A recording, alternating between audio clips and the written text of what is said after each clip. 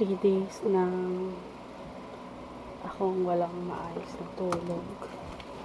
Gawa ng tatlo kaming may nagkaroon ng sakit. Nag-start kay Gab noong Monday, which is Monday morning talaga. Madaling araw nilalagnat na siya. Tapos, pero Sunday pa lang masama na talaga yung tama niya. Naghinilot ka naman siya and everything. Pero hindi pa rin namin agapan. Nahawa kami sa virus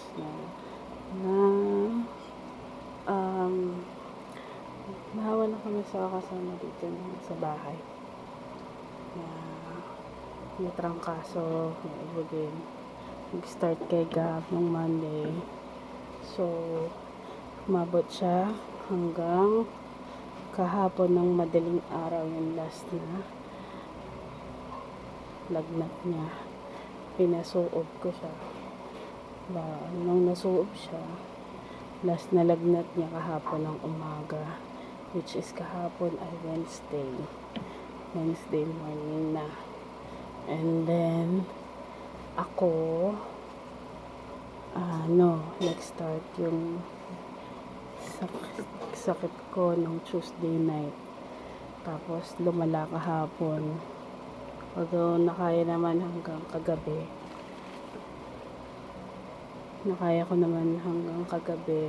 Naging okay yung pakiramdam ko. Tapos sumabay din. Nag-start siya kagabi. Wednesday ba? Ano bang araw ngayon? Tama. Hindi. Nag-start siya Tuesday night. Pasabay kami, bali. Ako, Tuesday din pala nag-start. Tapos, nawala din ng gabi. Kailangan, or meron pa naman, pero pinipilit ko pa rin kumilos kasi walang mag-aasikaso sa mga bata until kahapon. 37.4, 37 point or okay lang, kaya ko naman kumilos. Then nag-start ng Tuesday ng gabi. Tapos okay naman, nakakaano naman siya kahit may lagnat siya. Pero ngayon parang medyo mataas yung lagnat niya. Simula ka ng alas 12. Nag 38.9 siya. Tapos till now hindi pa rin nababa. Hindi rin siya pinagpapawisan. Kahit pawis na ako.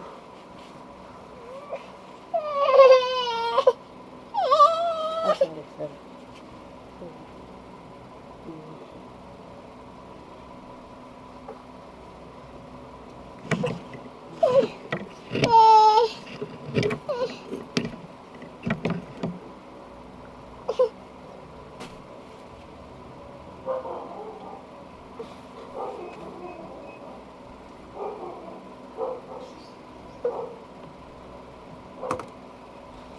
Bali, kami lang, 3, 4. Wala si Daddy, nag-work siya. Sige na kahapon, syempre kailangan. Kaya naman. So, medyo lang ako. Parang ume-epekto na yung pagod. Tsaka puyat. Kasi ilang days na simula ng Monday. Sabihin na natin simula ng Sunday night kasi madaling araw din ako nakatulog. Gawa namin nilalagnat si Gabi. Meron din kahapon, tsaka nung isang gabi. Ang oras ng tulog ko, 3 oras, 2 oras. Pinakasagad 5. Pero putol-putol yun. So, ngayon, buti na lang nag-nap kami kanina mga 4 p.m. hanggang 6. Kasi kung hindi, baka hindi ko kayanin hanggang 5 a.m. magsi 6 na. Hindi pa kami nakakatulog. Hindi siya nagpapababa. Papababa naman siya. Pero gusto niya. Taas pa rin yung lagnat niya, 38. 38 pa rin. I get. Parang medyo nasusuka siya. Gusto niya umubo pero masakit sa ulo. Parang ganun katulad kay Gabi. Okay pa yung kay Gab kasi kaya magsalita ni Gab. Kaya niya i-express yung feelings niya. Pero si Nat, kailangan ko i-guess ko ano yung nararamdaman niya. Hindi siya nagsasabi. Hindi siya pa nagsasalita eh. 1 pa lang siya. So, ganito lang kami. Gusto niya matulog. Pero kasi pag nakakahiga na siya, ipunasan ko siya kasi mataas yung lagnat niya. Hindi na kami nag-electric pan. Sila Gabi hindi naka-electric pan lang. Number 1.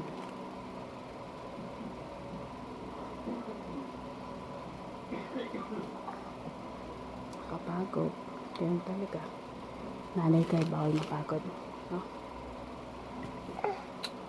Sige na. Wala ka na dun. Ganyan tayo bawal.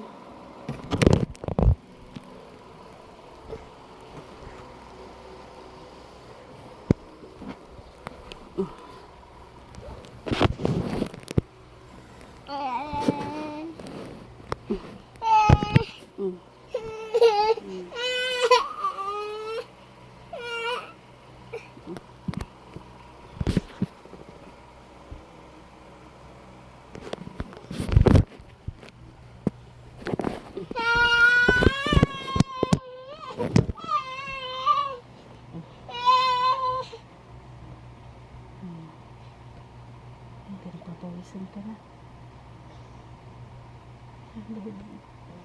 Pawis ka na. Pawis. Okay lang na. Tanggapin natin lahat ng pawis mo.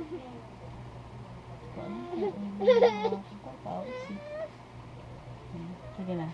La la la la la.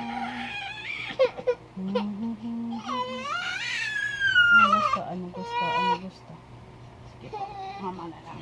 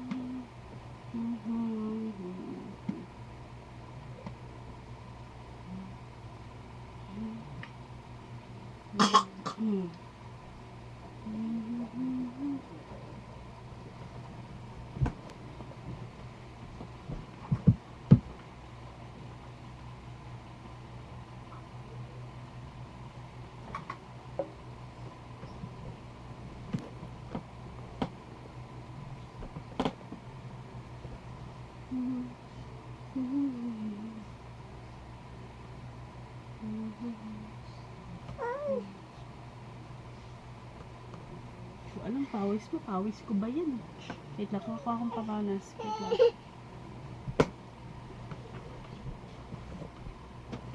Ako, papanas.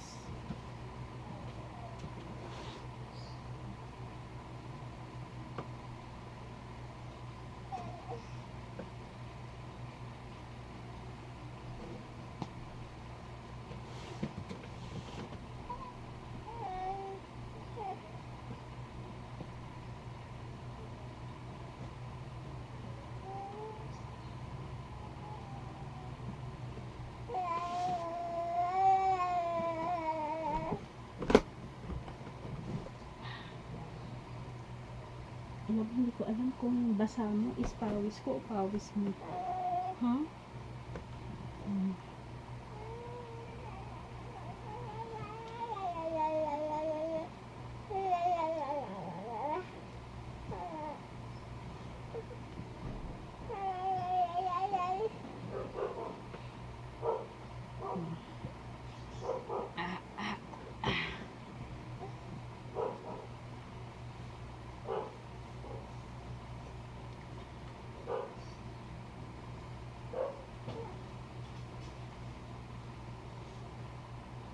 Ito na lang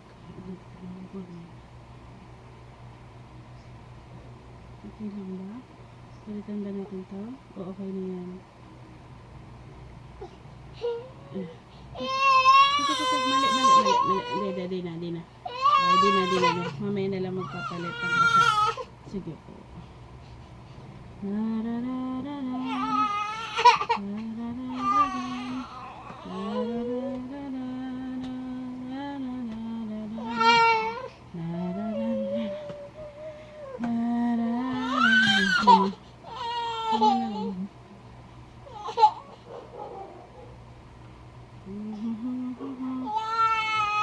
Dito lang to.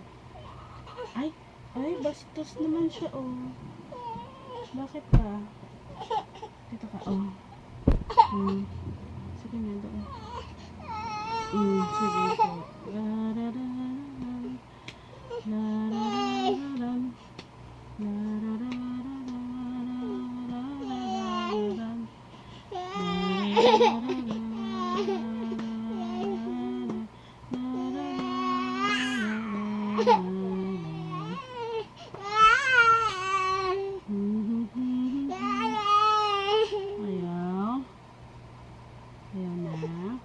Sige na, kunin mamaya na yung sakit-sakit na yan kay mama na lang yan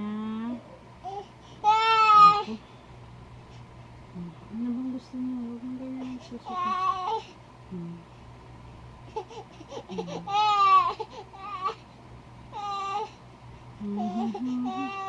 Ano gusto? Ito na lang Ayaw na nito? Gusto mo nito? Gusto mo pa?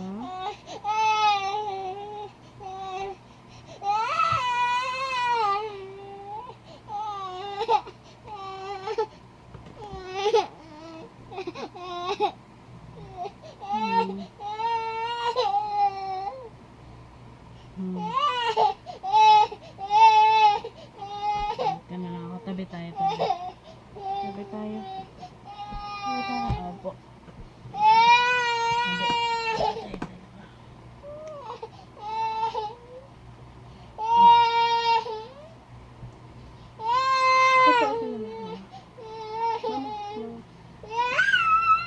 Aray.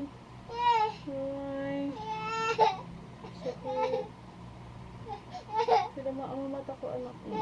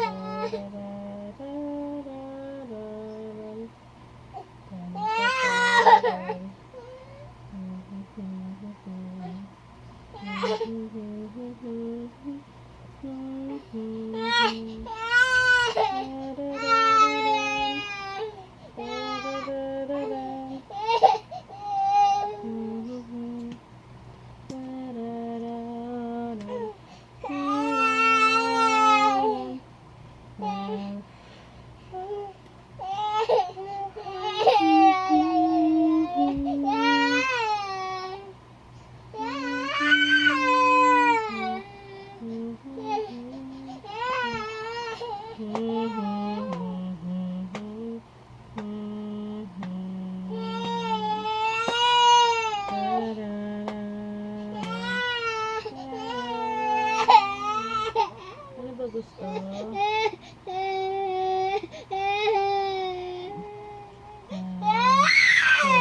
Gusto mo buhat? Buhat kita? Sige na, buhat na kita. Ano, mama? Mama, love na mama. Tama, mama?